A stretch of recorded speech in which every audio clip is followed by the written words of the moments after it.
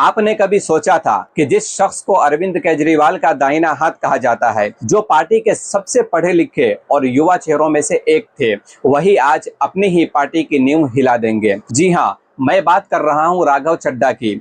आज भारत की राजनीति में एक ऐसा भूचाल आया है जिसने सबको हैरान कर दिया है। राघव चड्ढा ने न सिर्फ इस्तीफा दिया बल्कि अपने साथ 7 और सांसदों को लेकर बीजेपी के खेमे में चले गए हैं। लेकिन सवाल ये है कि आखिर ऐसा हुआ क्यों? क्या ये डर है, लालच है, या फिर आपके अंदर सब कुछ ठीक नहीं चल रहा है? चलिए गहराई से समझते हैं। राघव चड्ढा ने पार्टी छोड़ते वक्त एक बहुत ही जबरदस्त डायलॉग मारा है कि मैं गलत पार्टी में सही आदमी था। अब इस बात के दो मतलब हो सकते हैं। पहला ये कि राघव चड्ढा को लगता है कि आम आदमी पार्टी अब वो भ्रष्टाचार विरोधी पार्टी नहीं रही जो अन्ना आंदोलन से निकली थी, और दूसरा ये कि शायद बीजेपी के साथ जाने में उन्हें अपना भविष्य ज्यादा सुरक्षित दिख रहा है। लेकिन दोस्तों, यहाँ असली खेल नंबर्स का है। संविधान के एंटी डिफेक्शन लॉ मतलब दल बदल कानून के हिसाब से अगर आप अकेले पार्टी छोड़ते हैं तो आपकी सदस्यता रद्द हो सकती है। लेकिन राघव चड्ढा अकेले नहीं गए, उनके साथ 7 और सांसद हैं, यानी 2/3 से ज्यादा। इसका मतलब है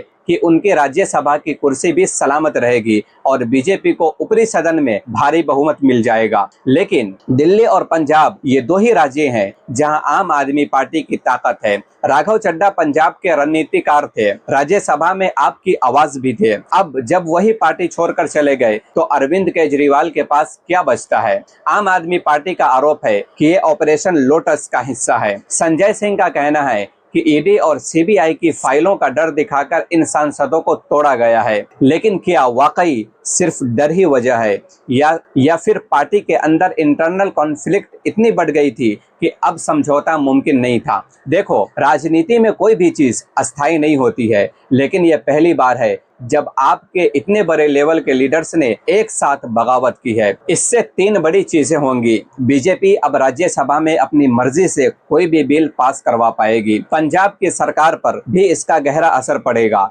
क्योंकि कई विधायक भी चड्ढा के संपर्क में बताए जा रहे हैं। आम जनता का उस ईमानदार राजनीति के वादे से भरोसा उठ सकता है जो केजरीवाल ने किया था। तो अंत में अब सवाल वही आता है, क्या राघव चड्ढा ने सिद्धांतों के लिए पार्टी छोड़ी है या ये सिर्फ सत्ता का खेल है? आपको क्या लगता है? क्या राघव चड्ढा का बीजेपी में जाना सही है या जनता के साथ धोखा है? नीचे कमेंट में अपनी राय जरूर बताना।